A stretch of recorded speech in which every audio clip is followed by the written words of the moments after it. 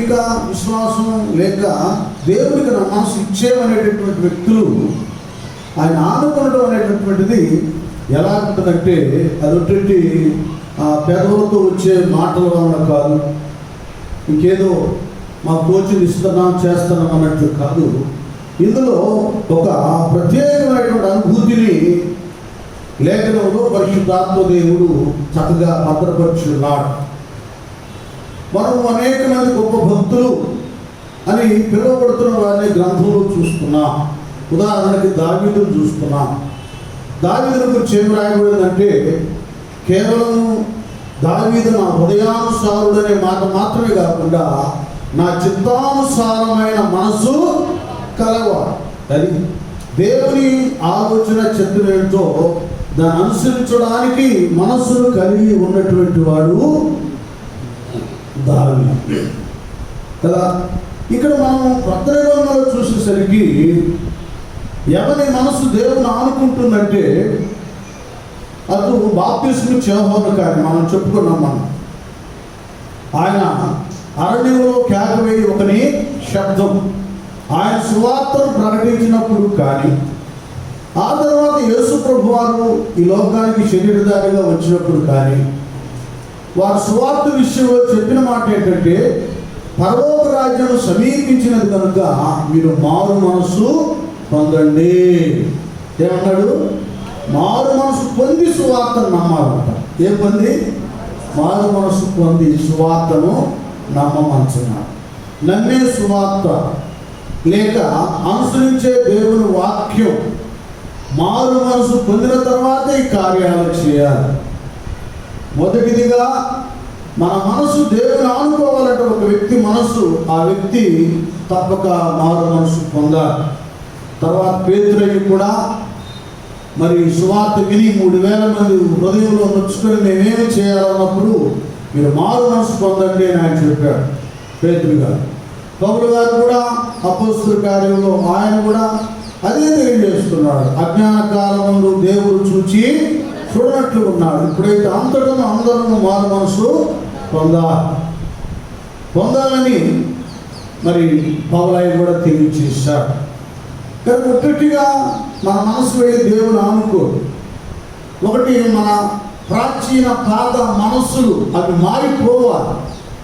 పాత స్వభావం, ఆ కక్షలు, ద్వేషాలు, పగలు, కుట్రాలు, కామ, క్రోధ, లోభ, మోహ, మదమాశ్చర్యకు సంబంధించిన మనస్సులు మనకి ఇంకా ఉండి కూడా ఏదో ఇలా వైట్ డ్రెస్ వేసుకోను, లేకపోతే పెదవులతో చాలా స్మూత్గా భక్తులుగా నమ్రతతో మాట్లాడు, వీటి వల్ల కాదు. మన మనసు ఆయనకు సరైనదిగా ఉండాలి. మనసు పూర్తిగా మారిపోవాలి. అది నూతన స్వభావం రావాలి.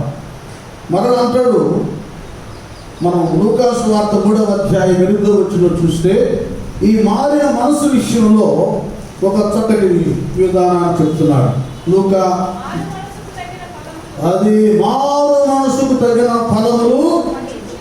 అది ఏమండి, మారు మనసు పొందడమే కాకుండా మారు మనసు తగిన ఫలాలు ఫలించాలి. ఆత్మ ఫలాలని గలతీ పత్రికలో, అలాగే మారు మనసు తగిన ఫలాలు ఉన్నాయి.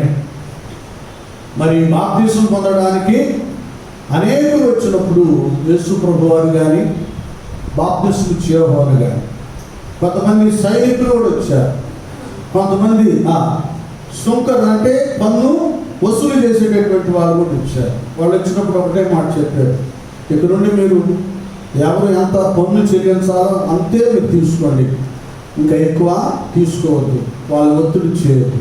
సైనికులు కూడా మీరు వాళ్ళని బలవంత పెట్టి అదిరించి బెదిరించి వాళ్ళ దగ్గర మీరు వసూలు చేయొద్దు. మీ కష్టాజీతం మీకు వచ్చిన ఆ యొక్క జీతాలతో మీరు బ్రతకండి. ఇది చాలామంది ఉద్యోగస్తులు, రక్షణ పొందుకున్న వాళ్ళు, మారు మనసు పొందుకున్న వారు లంచాలు తీసుకుంటానికి, పై డబ్బులు తీసుకుంటానికి అవకాశాలు అనుకూలతలు వచ్చినా కూడా వాటిని తాకరు, వాటిని తీసుకో. నా హృదయ మా ప్రభువారు అలాగ చేయొద్దన్నారు, మా కష్టాయుద్ధాన్ని దేవుడు ఆశీర్వదిస్తానని మాకు సెలవిచ్చాడని చాలామంది అక్రమ సంపాదనకు ఆతృత పడరు. దేవుని బిడ్డలు వారు మారు మనసు తగిన ఫలాలు ఫలిస్తారు. నాన్న కొద్దిగా చూడండి, అక్కడ ఆ కుర్చీలని వేయడానికి సర్దటానికి వస్తారుగా వెట్టి కార్యక్రమం ఒక్కసారి నిలబడి సర్వించుకోండి. ఆ కుర్చీ కూడా అక్కడ కదా కూర్చోండి. స్తోత్రం చెప్తాను. హల్లెలూయా. కనుక ఒకటి మారు మనసు పొందాలి, రెండవదిగా మారు మనసు తగిన ఫలాలు ఫలించాలి. మారు మనసు పొంది కూడా పాత విధంగా బ్రతకడం జీవించడం అనేటటువంటిది సరైనది కాదు. నా మూడవదిగా అంటాడు రోమిలికి రాసిన పత్రిక 13వ అధ్యాయము, మూడవదిగా రోమిలికి రాసిన పత్రిక 13వ అధ్యాయము 5 నుంచి మనం 7 అక్కడ వాక్యాన్ని మనం ధ్యానం చేస్తూ ఉన్నప్పుడు అక్కడ మంచి మనస్సాక్షి అనేటటువంటిది ఒకటి కావాలి అనేటటువంటి సంగతిని కూడా ఇక్కడ పౌలయ్య ప్రస్తావిస్తాడు. ఆగ్రహ భయమును బట్టి మనస్సాక్షిని బట్టి చూడండి, మనస్సాక్షిని బట్టి మనం అధికారులకు కానీ దేవునికి కానీ లోబడి ఉండుట ఆవశ్యకం. ఏదైనా దేవుని సేవకులై ఉండి ఈ సేవ ఏంది పని కలిగి ఉండు. చూడండి, ఈ మనస్సాక్షి అంటే ఏం చేస్తున్నారు?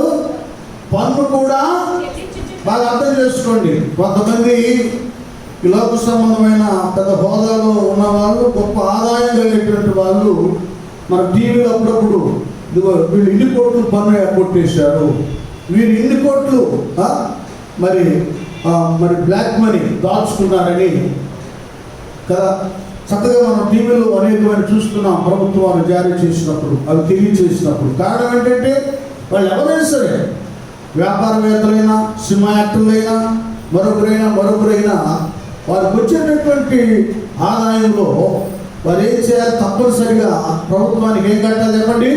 పన్ను కట్టాలి. అందరం మనం విశ్వాసులు వేయండి, సేవకులు వేయండి, ఈ విషయంలో చాలా జాగ్రత్త పడాలి. మనకు వచ్చినటువంటి ఆదాయంలో, మనకు వచ్చినటువంటి కదా ఆ లాభాలలో, ఆదాయంలో మనము ఆ పద్ధతి ప్రకారం, ప్రభుత్వం వారి యొక్క పద్ధతి ప్రకారంగా ఎన్ని లక్షలు వస్తే ఎంత పన్ను కట్టాలో, ఎంత ఆదాయం ఉంటే ఎంత పన్ను కట్టాలో ఆ నియమం ప్రకారంగా పన్ను కట్టాలి. దేవుని ఎడగని వారిలాగా, మారు మనసు లేనటువంటి వారిలాగా మనం ఉండకూడదు. తప్పగా అది చెల్లించాలి. ఏమన్నాడా? కాబట్టి ఎవరికి పన్ను వానికి పన్నును, ఎవరికి సుంకము వానికి సుంకమును చెల్లించుడు. ఎవరి ఎడల చూడండి, ఎవరి వలన భయం ఉండవలను వాని ఎడల భయమును, ఎవరి ఎడల సన్మానం ఉండవలను వాని ఎడల. అది చూసారు అంత క్లియర్గా. ఇదే అన్నమాట సరైన మనస్సాక్షి. ఎవరికి భయపడాలో వారికి భయపడాలి, ఎవరికి పన్ను కట్టాలో వారికి పన్ను కట్టాలి, ఎవరికి సుంకాన్ని చెల్లించాలో వారికి సుంకాన్ని చెల్లించాలి, ఎవరిని సన్మానించాలో వారిని సన్మానించాలి. చూడండి, సంఘాల్లో కూడా ఎలా పడితే అలాగ ఉంటారని తిమోతి పత్రికలో పౌలే అంటాడు. అబ్బాయి వృద్ధులు ఉన్నారు, పెద్దలు వృద్ధులు ఉన్నారు, వారిని గద్దెంపక తండ్రిగా భావించి అతన్ని. కనుక పెద్దలు ఉన్నారు, ఎలాగ పడితే అలాగూ. పెద్దలంటే కేవలం మన అన్నలు, మన అమ్మలు, మన తాతలే కాదు. మనం మారు మనసు పొందిన తర్వాత వాళ్ళు ఎవరైనా, ఇతరులైనా వయసులో పెద్దవాడు, అనుభవంలో పెద్దవాడు, సేవలో పెద్దవాడు, ఆత్మీయతలో పెద్దవాడు అయినప్పుడు వారిని సన్మానించాలి, వారిని గౌరవించాలి. ఆయన మా అన్నగారుగా ఎక్కడైనా ఎలాగైతే నష్టపరుద్దాం, అవమానపరుద్దాం అనేటటువంటిది అది వాక్యానుసారమైనది కాదు. అలాంటి వారు మనస్సాక్షి లేనటువంటి వారు, అలాంటి వారు వార్త వేయబడిన మనస్సాక్షి కలిగిన వారు. ఇవన్నీ వాక్యం మనకు చెప్తుంది. సరైన బ్రతుకు చెబుతుంది. దేవుణ్ణి మన మనసు దేవుని ఆనుకోవాలంటే మూడవదిగా మనస్సాక్షి అనేటటువంటిది ఒకటి ఉంది, అది కలిగి ఉండాలి. ఏమేమి చేయాలో ఆ నియమాన్ని పాటించే మనసే సరైన మనసు. మరొకటి అంటారా, మనం రోమిలికి రాసిన పత్రిక 12వ అధ్యాయంలో మనం 13 నుంచి చదువుకుంటే మరి కొన్ని విషయాలు చెప్తారు. ఏదో మనం మారేమనగానే మన మనసు వెళ్ళి దేవుని ఆనుకో.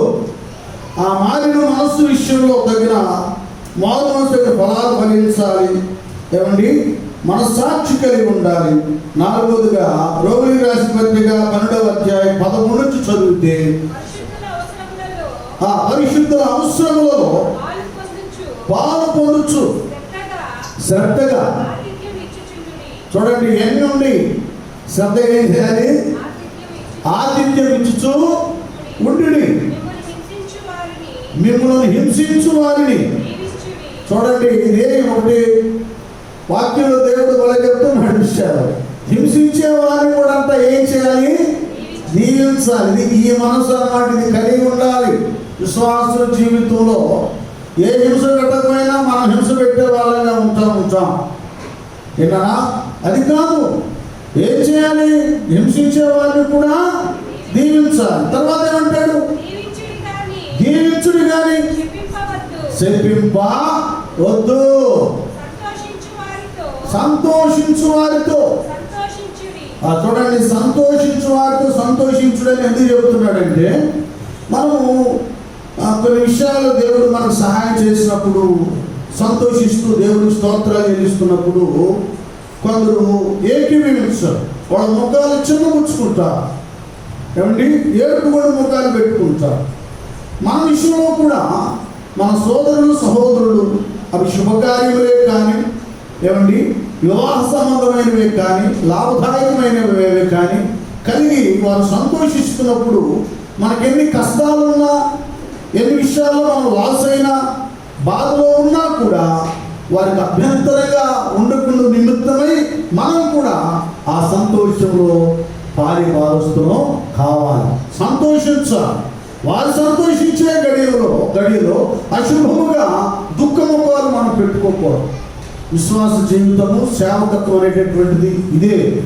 ఎన్నో ఉంటే నాకెన్నో ఇరుకులు, ఇబ్బందులు, కష్టాలు, సమస్యలు ఉంటాయి. మీకెన్నో ఉంటాయి. ఏమండి, అయినను వీటన్నిటి విషయంలో మన హృదయంలో ఉన్న మన సోదరి, మన సహోదరులు సంతోషంగా ఉన్నప్పుడు ఆ సంతోషాన్ని అధికం చేయడానికి మనం కూడా సంతోషించాలి. ఇది సరైన మనసు. తర్వాత ఏమంటాడా? ఏడ్చువారితో. అది చూడండి, ఇక్కడ కొన్ని శ్రమను బట్టి, బాధలను బట్టి కొందరు దుఃఖిస్తూ ఉంటారు. ఆ శ్రమలో, ఏమండి ఆ కష్టంలో మనం కూడా పాలిభావిస్తున్నాగా మనం కూడా ఏడవాలి. అనారోగ్య పరిస్థితుల్లో కొందరు ఉన్నప్పుడు ఆ అనారోగ్యాన్ని బట్టి చాలా వేదన పడుతుంటారు. అటు సమయంలో మనం చేయవలసింది ఏంటంటే వారి కొరకు మనం కూడా వేదనతో, దుఃఖంతో ప్రార్థన చేయాలి. వాళ్ళ దగ్గర మనం ఫీలింగ్స్ చూపించాలి హృదయపూర్వకంగా. బ్రదర్, మీరు ఇట్లుంటే ఎంతో పని ఉంది, మీరే బలహీనంగా ఉంటే ఎలాగా? తప్పుడు దేవుడు స్వస్థపరుస్తాడు. ప్రభా, ఈ సహోదరుడు మాకు కావాలయ్యా, ఈ సహోదరి కావాలి అయ్యా, ఆరోగ్యవంతురాలుగా చేయి అనేటటువంటి ఆ దుఃఖము, ఆ భారము, బాధ్యత మనలోకి రావాలి. ఇది సరైన మనసు. ఏమండి, వాళ్ళ అనారోగ్యంతో ఏడ్చి అల్లాడుతూ ఉంటే మన మటన్, చికెన్ బిర్యానీ చేసుకొని తింటాం. అది ఎంతవరకు న్యాయం చెప్పండి కదా? మనం ఏదేదో చేసుకొని గంతులు వేయటం అది ఎంతవరకు ధర్మం? తర్వాత ఏమంటున్నా ఇంకా ఉందా? ఒకరితో ఒకడు. ఇది చాలా ప్రాముఖ్యమైనది. దేవుని పిల్లలంగా ఒకరితో ఒకరు ఏం కలిగి ఉండాలి? అది మనస్సు అంటే నిశ్చయమైన మనస్సు. సమ్మతింపక ఇద్దరు కూడి నడుతురా.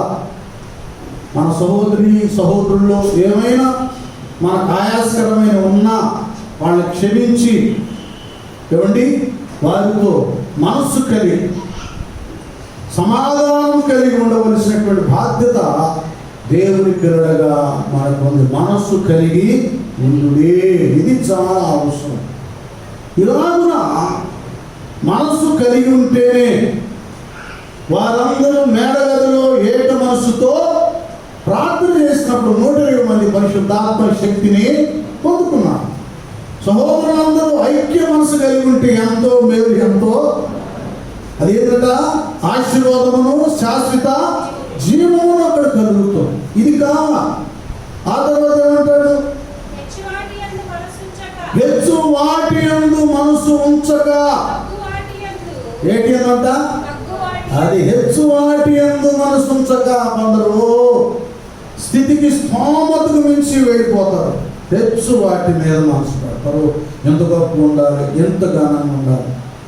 సేవకు వచ్చిన ఆరంభంలో అక్కడ అనుభవమేమో అల్పం, ఆశ ఏమో ఓ పెద్ద కొండ ఆకాశానంత అంత ఎత్తైన ఆశ ఉంటుంది. హెచ్చువాటి మనసు ఉంచకూడదు. మరి ముఖ్యంగా లోకానుసారమైన వాటి యందు మనసు ఉంచరాదు. మనసు ఉంచక ఏమంటాడు? తక్కువ వాటి యందు. అది తక్కువ వాటి యందు ఏమయ్యాడు? ఆసక్తులై ఉంది. ఇది ఇలాంటి మనసు ఉన్నప్పుడే మన మనసు దేవుని ఆనుకుంటుంది. ఇంకేమన్నా? మీరే బుద్ధిమంతులమని అనుకొనవద్దు. కీడుకు ప్రతి కీడు ఎవరికి చేయవద్దు. మనుషులందరి దృష్టికి యోగ్యమైన వాటిని గురించి ఆలోచన కలిగి ఉండుడి. ఏమైతే సత్యమైతే మీ చేతనైనంత మట్టుకి సమస్త మనుషులతో సమాధానముగా ఉండుడి. దేవునికి స్తోత్రం. హల్లెలూయా. ఇట్టి విధమైనటువంటి మనస్సు మనం కలిగి ఉన్నప్పుడు మనం దేవుని ఆనుకుంటుంది. మరలా చాలా ప్రాముఖ్యమైన మీకు తెలిసింది. మత్తయి సువార్త 22వ అధ్యాయము 37. మిగతా వాళ్ళు కూడా తీయండి బైబిల్. మత్తయి సువార్త 22వ అధ్యాయము 37వ వచనం. అందుకాయన నీ పూర్ణ హృదయంతో, పూర్ణాత్మతోను, నీ పూర్ణ మనసుతోను నీ దేవుడైన ప్రభువుని ప్రేమింప. దేవుడితో పూర్ణ మనసుతో కూడా దేవుడు ఏం చేయాలి? ప్రేమించాలి. ఇక్కడ పోయినట్టు ఇది కూడా పూర్ణ మనసుతో దేవుని ప్రేమించాలి. ఈ మనసుకి ఇది కూడా కావాలి. అదేంటంటే మారు మనసు పొందేగా దేవుని ప్రేమించకపోతే ఎలా పొందుతా అంటే, ఇక్కడ కొన్ని అవసరాల కొరకే మన మనసు దేవుని వైపు మలుచుకుంటాం. ఈ లోక సంబంధమైనటువంటి అవసరతలు, దేవునికి అసాధ్యమైనది ఏది లేదు కదా. మనం దేవుని నమ్ముకుంటే మన ఆర్థిక ఇబ్బందులు సరిచేయబడతాయి, మనకు ఆరోగ్యం వస్తుంది, సిరి సంపదలతో ఈ లోకంలో మనం గొప్పోడుగా బ్రతుకుతాం అని కేవలము దేవుని ఆశ్రయించేది, దేవుని ప్రేమించేది ఎందుకంటే ఈ భౌతికపరమైన అవసరాల కొరకు. దేవుడు కోరుకుంటుంది ఏంటంటే, అరే బాబు ఏమి తిందుమా, ఏమి త్రాగుదుమా, ఏమి ధరించుదుమా అని రేపటి గురించి మీరు చింతించవద్దు. రేపేమి సంభవిస్తాయని మీకు తెలియదు. ఆకాశ పక్షులని అలాగే అడవి పూలను గురించి చెప్తూ మీరు వాటికంటే శ్రేష్ఠులు కారా, మరి శ్రేష్ఠులు కారంటూ మీరు మొదటిగా నా రాజ్యాన్ని, నీతిని వెతకండి. మారు మనసు పొందే ప్రతి ఒక్కరూ వెతకవలసింది ఏంటంటే దేవుని రాజ్యాన్ని, దేవుని నీతి. అంటే దైవ చిత్తాన్ని నెరవేర్చడం. ఒకడు నన్ను ప్రేమించిన ఎడల ఏమంటాడు? నాజ్ఞలు.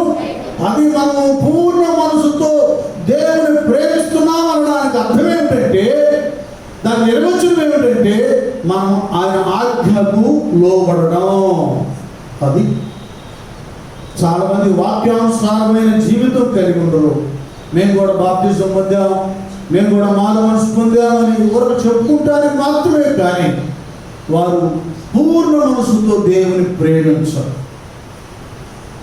యేసుప్రభు వారు ప్రథమ శిష్యుడైన పేతురుతో చెప్తున్నాడు యోహాను సువార్తలో, పేతురు నువ్వు నన్ను ప్రేమిస్తున్నావా అన్నాడు. ప్రభువా ప్రేమిస్తున్నాను అన్నాడు. అయితే నీవు నా గొర్రెలను మేపు అన్నాడు. మరలా ప్రేమిస్తున్నావా అన్నాడు. ప్రేమిస్తున్నాను ప్రభువా అన్నాడు. అయితే నీవు నా గొర్రెలను ఏమన్నాడు? కాయమన్నాడు. ముమ్మారిలా చెప్పాడు. ఏంటి ప్రభువా, నేను ప్రేమిస్తున్నానో లేదు నీకే తెలియదు అన్నాడు. ఆయన పూర్ణ మనసుతో ప్రేమించాడు కనుకనే ఒకప్పుడు నన్ను ఎక్కడ సిరివేస్తారోనని యేసుప్రభు వారి శిరస్సును చూసి 3 సార్లు అబద్ధం అనేటువంటి పేతురయ్య పరిశుద్ధాత్మను పొందుకున్న తర్వాత నిజంగానే పూర్ణ మనసుతో యేసుప్రభు వారిని ప్రేమించి ఆ ప్రభువు వారి యొక్క సువార్త కొరకు సాక్షిగా బ్రతుకు నిమిత్తం హింసలు, నిందలు, అవమానాలు, దెబ్బలు, చివరికి తల్లకిందులుగా సిలువ వేయబడ్డాడు. స్తోత్రం చెప్దాం. హల్లెలూయా. నానా మరొకటిగా మనము పూర్ణ మనసుతో మన దేవుని ప్రేమిస్తేనే మన మనసు ఆయన్ని ఆనుకుంటుంది. మీకు తెలియదు కాదు. కొలసీయులకు రాసిన పత్రిక 3వ అధ్యాయం 2-3 వచనాల్లో కూడా పౌలు గారు మరొకటి అంటారు, దేవుని మనం పూర్ణ మనసుతో ప్రేమించేటటువంటి వ్యక్తులు, భక్తులమై ఉండగా మన విధేయులో ఆ పరిస్థితి ఏమిటో చెప్తున్నాడు. కొలసీయులకు రాసిన పత్రిక 3వ అధ్యాయము 2-3 వచనాల్లో కూడా తెలియజేస్తున్నారు. మీరు పైనున్న వాటి మీదనే కానీ భూ సంబంధమైన వాటి మీద, అదే దేని మీద మనసు పెట్టాలి? మనం పరలోక సంబంధమైన వాటి మీద మనసు పెట్టాలి. అది చాలా మంది జీవితంలో మారు మనసు బాప్తిసం పొందిన తర్వాత ఈ భూలోక సంబంధమైనవి దేవుడు ఇచ్చాడు తర్వాత ఇస్తాడు. బిడ్డల్ని కంటాం, కన్న తర్వాత పెంచుతాం. ఏమండి, శిశువుగా ఉన్నప్పుడు ఎలా పెంచాలి అలా పెంచుతాం. వాళ్ళకి వయసు వచ్చినప్పుడు కాన్వెంట్కి, స్కూల్కి, కాలేజీలకి కంపల్సరీ నా బిడ్డ నాకంటే గొప్ప బిడ్డగా ఉండాలి, గొప్ప హోదాలో ఉండాలి, డాక్టర్ అవ్వాలి, ఇంజనీర్ అవ్వాలి, కలెక్టర్ అవ్వాలి నా బిడ్డలని వాళ్ళ కొరకు మనం చిన్న అటెండర్గా ఉన్నా కూడా వారి ఉన్నతమైన హోదాలో ఉండటానికి ఆతృత పడతాం. ఏమండి, ప్రభువారు అంటాడు, ఏమైనా మీరు తండ్రి అయ్యండి, మీ పిల్లలు రొట్టెని అడిగితే మీరు రాతిని ఇస్తారా? చేపను అడిగితే పామును ఇస్తారా? కదా. మీరు చెడ్డవారయ్యండి, మీ పిల్లలు మంచిగా ఉండాలని ఎన్నో కోరుకుంటారు. కనుక పరమందునటువంటి మీ తండ్రి వాటికంటే మీరు బాగా ప్రేమిస్తున్నాడు, శ్రేష్ఠుడు, అనుగ్రహిస్తాడు. మన జీవితంలో మనము భూ సంబంధమైన వాటిని వెతకడానికి ఆతృత పడకూడదు. ఏమంటాడు? పైనున్న వాటినే చదవరే కలిసి, పైనున్న వాటి మీదనే కానీ భూ సంబంధమైన వాటి మీద, అదే భూ సంబంధమైన వాటి మీద దేవుని పిల్లలు మనసు పెట్టకూడదు. మరి ఎట్టండి? అల్లుడి నీకు ఇవ్వబడి అన్నాడు అని అడగాలంటే అడగాలి. ముందు పైన పర సంబంధమైన వాటి విషయంలో అబ్రహాము, ఇస్సాకు, యాకోబులు కానీ, ఏమండి దైవజనుడైన మోషే కానీ, దానియేలే కానీ, పూర్వ కుమారులే కానీ ఆ వైభవాన్ని, అందున్న బహుమానాలను దృష్టించాడు. వాటి కొరకు ఆతృత పడ్డా. కొత్త నిబంధన భక్తులైతే కొన్ని పాత నిబంధన సందర్భమైన సంఘటనలను జనాలకు తెలియచేసి ఒక్క పూట కూటి కొరకు జ్యేష్ఠత్వాన్ని నమ్ముకున్న భ్రష్టుడైన యాక్షణం చెబుతున్నారు. కానీ ఈ లోకంలో బ్రతకడానికి దేవుడు మనకి ఇచ్చినటువంటి జ్యేష్ఠత్వాన్ని, శ్రేష్టత్వాన్ని, జ్యేష్ఠత్వాన్ని మనం అమ్ముకోకూడదు. మొదట దైవ నియమాన్ని మనం పాటిస్తూ పరసంబంధమైన వాటిని ఆశిస్తూ ముందుకు వెళుతుండగా ఈ లోకంలో మనకి ఏం అవసరమో, మన బిడ్డలకి ఏం అవసరమో, మన కుటుంబాలకు ఏది అవసరమో అవన్నీ కూడా దేవుడు మన సొంతం చేస్తారు. కేవలం దేవుణ్ణి కిందున్న వాటి కొరకే విశ్వసించక పరసంబంధమైన వాటి కొరకు విశ్వాసం కలిగి పైన వాటిని ఏం చేయాలి? వెతకాలి. 2-3 వచనాలు అయినా. అలాగే పౌలు భక్తుడు కొరింథీ రాసిన మొదటి పత్రిక, ఆ కొరింథీ రాసిన మొదటి పత్రిక 14వ అధ్యాయంలో 15వ వచనంలో మనసుకు మరొక లింకును పెడుతున్నాడు. ఏమండి? కాబట్టి ఆత్మతో ప్రార్థన చేతును. అదే ప్రార్థన కూడా దేంతో చేయాలండి? మనసుతో ప్రార్థన. మళ్ళీ 19వ వచనం ఇదే అధ్యాయం 19లో ఆయనను సంఘములో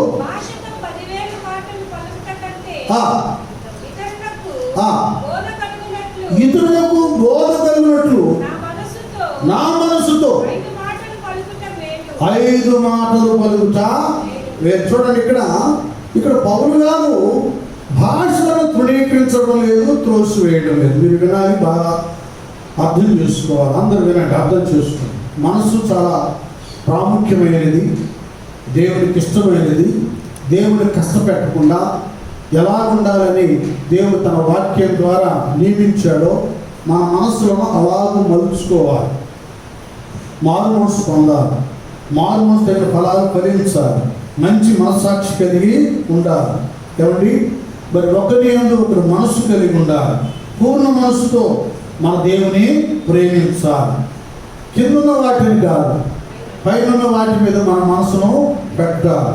అంత మాత్రమే కాకుండా మనం ఆత్మను పొందుకున్నప్పుడు భాషలతో ప్రార్థన చేస్తాం. వినాలి, బాగా వినాలి, మీరు అర్థం చేసుకోవాలి. కొంతమంది ఇక కేవలము భాషలతో ప్రార్థన చేయడానికే ప్రాధాన్యత ఇస్తాం. ఇదే గొప్ప అనుకొని మనకు మనసు ఉంది, ఇది పరలోకానికి వెళ్ళడానికి ఇది మూలమైనది, ఈ మనసు మారితేనే భగవద్ రాజ్యంలో చేరతాం. ఈ మనసుతో కూడా మనం దేవునికి ప్రార్థన చేయాలి. ఈ మనసులో ఆయన ధ్యానము చేయాలి. ఎంత గొప్పదంటే మనసు.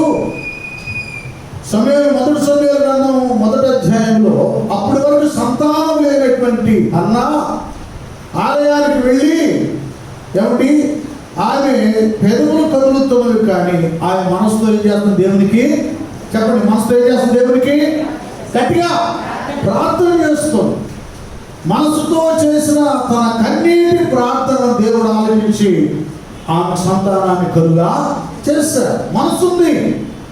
ఈ మనసులో మన వ్యక్తిత్వ ఆత్మీయ అభివృద్ధి కొరకు ఏంటి, నేను ఇలా ఉన్నా, అసలు ఏది నాకు ఆరాధన, ఏది పాటలేవి, ప్రార్థనేది, వాక్య సంబంధమైన బ్రతికేది, ఆత్మీయ జీవితమేది, మనసును ఆలోచించుకొని మనసులో ఒక వేదనతో, ఒక భారంతో, బాధ్యతతో మనసుతో మనం ప్రార్థన చేయాలి. మరొకటిగా మన నిమిత్తం మనం ప్రార్థించుకుంటూ మాత్రమే కాకుండా అదే మనసుతో హన్నా ఎలాగో సంతానం కొరకు ఆమె కన్నీరు విడిచి ప్రార్థించిందో మన మనసుతో నశిస్తున్న ఆత్మల కొరకు ప్రార్థన చేయాలి. ఒక మాట చెప్పాలంటే, ఇంట్లో ఒక బిడ్డ మాట వినకుండా వ్యతిరేకంగా ఉంటే, లేక ఒక అనారోగ్య పరిస్థితుల్లో ఉంటే, తల్లిదండ్రులు వాళ్ళ ఉద్యోగాల్లో ఉన్నా, వాళ్ళ ప్రయాణాల్లో ఉన్న మనసంతా పిల్లల మీదకే మనసు అక్కడే ఉంటుంది. వాడు ఎట్లున్నాడు, ఏం చేస్తున్నాడు, ఆ పిల్లాడు అట్లా పిల్లట్లు ఏంటి వాళ్ళ పరిస్థితి, మనసంతా వారి మీద. అలాంటి తండ్రి మనసు విశ్వాసులకి సేవకులకి కావాలి. వాళ్ళు ఏం చేయాలి? మనసుకు కూడా, మనసు అంత గొప్పదంటే మన శరీర పడలేకతో మనం నిద్రపోతున్నా మన మనసు మేలుకొని ఉంటుంది. మనసుతో ఆత్మతో మనం ప్రార్థన చేస్తాం. చాలామంది మేలుకుని ఎగవలేని పరిస్థితిలో మనసు ఊరుకో. ఇప్పుడు మనకి ప్రేమలో కూడా మార్కులు పడుతున్నాయి. అంటే మ్యాథ్స్లో, సైన్స్లో మార్కులు పడ్డట్టుగా వీటిలో కూడా మనకు మార్కులు పడుతున్నాయి. అంటే మనం ఒక సమయంలో బడలగా ఉండి, శరీరం బలహీనంగా ఉండి అలా చుట్టుపోయి నిద్రపోయినా, వేగునే లేవలేకపోయినా, ఏ టయానికి మనం లేచి మోకరిస్తామో అదే సమయానికి మన మనస్సు లేచి దేవుడికి స్తుతులు చెల్లిస్తుంది. గట్టిగా చదవాలి. మనస్సు మన ఆత్మీయ జీవితానికి ఎంతో ఎంతో సహకారంగా ఉంటుంది. దాన్ని జాగ్రత్తగా కాపాడుకో. మంచి మనస్సాక్షి కలిగినటువంటి వారంగా దేవుని ప్రేరణగా మనం ఉండాలి. ఇక్కడ ఎట్లా చేస్తున్నాడంట? మనసుతో ప్రార్థన. మరలా ఏమంటాడు? మనసుతో 5 మాటలు పలుకుట ఏంటంట? మేలు. ఏమండి? మనసుతో 5 మాటలు పలుకుట మేలు అంటే ఇప్పుడు అర్థమైందా? భాషలతో నువ్వు ప్రార్థన చేసినప్పుడు నువ్వు దేవుడితో మాట్లాడుతున్నావు. మనుషుల కొరకు నువ్వు ప్రార్థన చేయుతున్నావు. మనసు అవసరాలు చెప్పడంలో అప్పుడు నీకు నీ వ్యక్తిత్వానికి ఏమైనా ఓరడి మేలు కలుగుతుందేమో కానీ ఇతరులకు ప్రయోజనకరమైనది కాదు. మనసుతో 5 మాటలు పలుకుట మేలంటే అర్థం ఏంటంటే, ఏ వ్యక్తి నీ మనసులో ఉంటాడో ఆ మనసుతో ఆ వ్యక్తితో నువ్వు మాట్లాడతావు.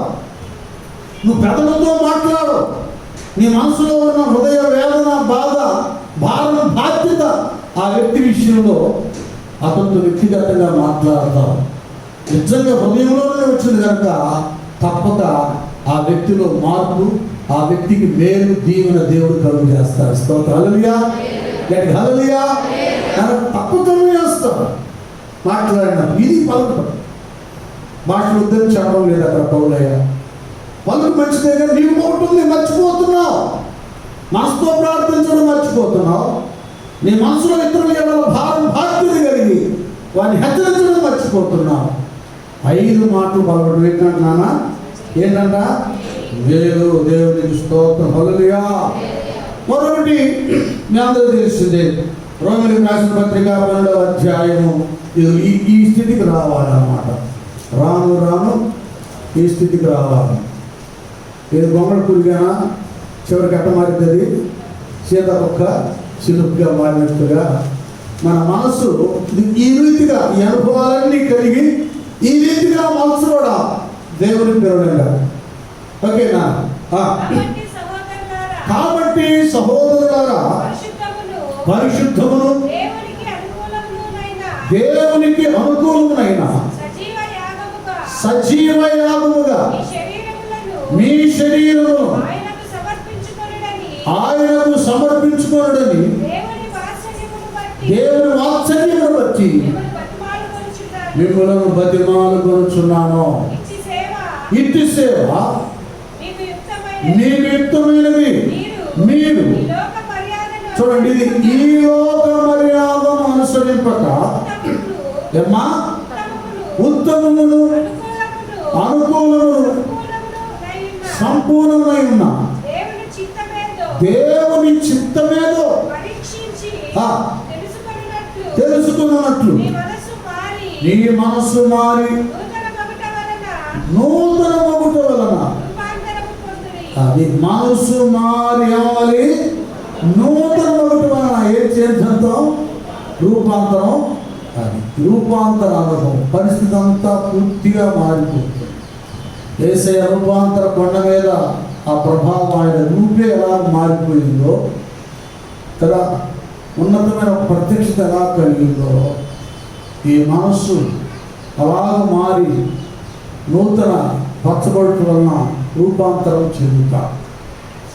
ఈ రూపాంతరం చెందినప్పుడు దేవునికి సమీపస్తులై ఎలాగవుతారంటే ఇంకా తెలియకుండా ఆటోమేటిక్గా పౌలు గారు ఫిలిప్పీయులకు రాసిన పత్రిక 2వ అధ్యాయం 5వ వచనం అన్నట్లుగా క్రీస్తు యేసు కలిగిన ఈ మనసు, యేసయ్య మనసు మనలోకి వస్తుంది. యేసయ్య లాంటి మనసు మనకి ఎప్పుడైతే మనలోకి వస్తుందో అప్పుడు మనము తండ్రి అయిన దేవుని ఆనుకుంటాం. కుమారుడు ఎలాగూ తండ్రి ఇప్పుడు పార్శ్వన ఆయన నిరీక్ష ఉన్నాడు, ఆనుకుని ఉన్నాడో అలాగే మనము దేవునిని ఆనుకుని ఉంచాం. అది ఆయనని మనం ఆనుకుని ఉంచాం కనుక మన మనసు సరి లేకపోతే దేవునికి దగ్గరగా ఉండము, దేవుని ఆనుకోము, దేవుని వద్ద నుండి ఆధ్యాత్మిక పరమైనటువంటి ఆలోచనలు, తలంపులను మనం గ్రహించలేము. కేవలం దేవుణ్ణి మనము మన భౌతిక అవసరాల కొరకు ఒక సౌలు రాజులాగా, కొంత రాజులు ఉన్నారు, ఒక విద్యలాగా, కేవలం అలాగ మాత్రమే ఆ 9 మంది కుష్ఠరోగుల్లాగా కేవలం భౌతిక సంబంధంగా మాత్రమే మనం దేవుని యందు విశ్వాసం కలిగి ఉంటే ఈ ఒక మాట చెప్పి నేను ముగిస్తాను. ఎందుకంటే మనం ఎప్పుడు చెప్పుకుంటాం కదా, కొరింథీయులకు రాసిన పత్రిక 1:15 మరి అవిశ్వాసుల కంటే కూడా అలాగే ప్రస్తుతం ఒక మాట ఉంటుంది చూస్తారా, అది ఈ జీవిత కాలం మట్టుకే మనము అది ఎన్నో పర్యాయాలు చెప్పుకున్నా. ఈ జీవిత కాలం మట్టుకే అంటే ఈ లోకంలో 70, 80 మరి 90 సంవత్సరాలు బ్రతుకుతాము. ఈ బ్రతికంత మట్టుకే దేవుడు నాకు ఉండటానికి, తినటానికి, బ్రతకడానికి, త్రాగడానికి, సౌఖ్యంగా ఉండటానికి దేవుడు నాకు సహాయం చేయాలి, చేస్తాడు అన్న నమ్మిక కూడా ఉండడం వల్ల దీనివల్ల ప్రయోజనం లేదు. రేపు ఏమైందంటే మన బ్రతుకు లూకాసు వార్త 16వ అధ్యాయంలో ధనవంతుడు దేవుని యందు నమ్మిక ఉన్నవాడే. ఆ నమ్మికని ఎంతమట్టుగా అతడు ఉపయోగించుకున్నాడంటే ఈ లోకంలో ధనవంతుడు అవటానికి ఉపయోగించుకున్నాడు, కానీ పరలోకంలో ప్రవేశించాలి, నిత్య జీవానికి వారసుడు అవ్వటానికి ఆ నమ్మికను ఈ యాంగిలోకి వెళ్ళాలి. అతని విశ్వాసం ఈ యాంగిలోకి వెళ్ళింది. పాతాలకు ఈ లోక సంబంధమైన ఈ రూట్లోకి వెళ్ళింది విశ్వాసం. నా వ్యాపారాలు అభివృద్ధి చెందాలి, ఏమండి, నా పొలాలు బాగా పండాలి, ధనం సమృద్ధిగా రావాలి, దేవుడు ఇస్తాడే, ఈ సంవత్సరం కూడా బాగా ఇస్తాడే, ఎక్కువైపోతాడు. ఎంతమందికి నమ్మిక ఉంచాడు కానీ దైవరాజ్యం కావాలి. ఆయనే నేనే మార్గమును సత్యమును జీవమునై ఉన్నానని చెప్పాడు. ఆ దేవుని విశ్వాసం ఉంచాలి. ఆ దేవుని కొరకు ఈ అల్పకాల ఈ సుఖభోగాలను, పాపీచ్ఛ హెచ్చలను వాటిని మానుకోవాలి.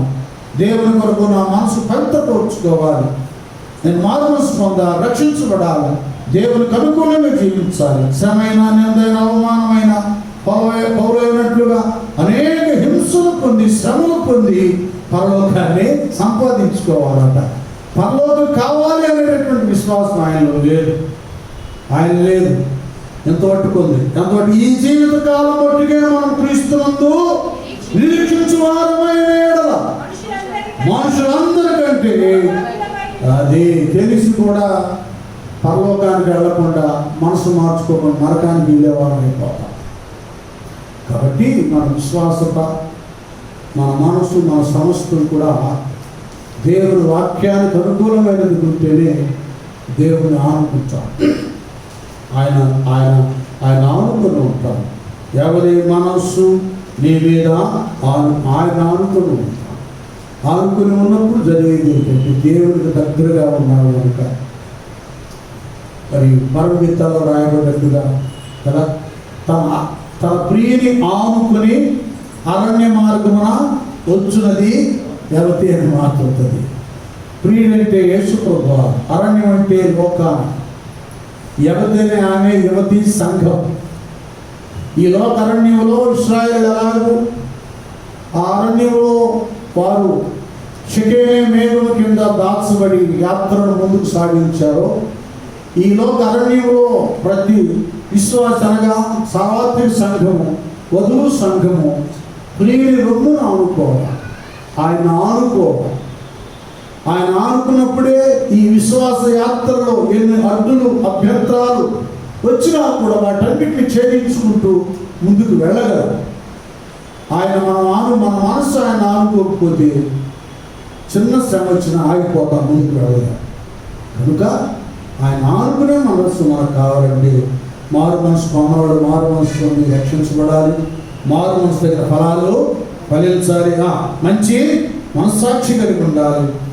ఒకరిని ఒకరు మంచి మనసు కలిగి ఉండాలి. పూర్ణ మనసుతో దేవుని ప్రేమించాలి. పర సంబంధమైన వాటి మీద మన మనసు ఉంచాలి. మనసుతో ప్రార్థన చేయాలి. రూపాంతరం పొందాలి. మనం సొంత మాత్రమే కాకుండా క్రీస్తు యేసు కలిగిన మనసును మనం కలిగి ఉండాలి. అప్పుడు ఆయన మనం ఆనుకుంటాం, ఆయన హత్తుకుంటాం, ఇహమును జయిస్తాం, పరమును చేరుతాం, అన్ని విధాల ఆధిక్యతలను సొంతం చేసుకుంటాం. అట్టి కృపాశీర్వాదాలను దేవుడు మన అందరికి అనుగ్రహించునుగాక. తల వంచని మాట ప్రార్థన చేసుకుని ఇక వెంటనే సంస్కార ఆరాధనలోకి వెళ్దాం. ఎవరు తీసుకున్నాడు కూడా ఉండండి. అంత 10 నిమిషాలు అయిపోదు కనుక అందరి కోసం ప్రార్థన చేసి బ్లెస్సింగ్స్ ఇస్తాను. నేను తీసుకొని వెళ్ళిపోవద్దు. ప్రార్థన. పరమ తండ్రి, నీకు స్తోత్రాలు తండ్రి. నాయన, ఈ కరోనా వైరస్ ఈ కట్టడి ఈ సమయంలో కూడా గవర్నమెంట్ వారు మాకు ఆరాధన చేసుకుంటానికి అవకాశం ఇచ్చారు. నాయన, క్లుప్త ఆరాధన మేము చేసుకున్నాం.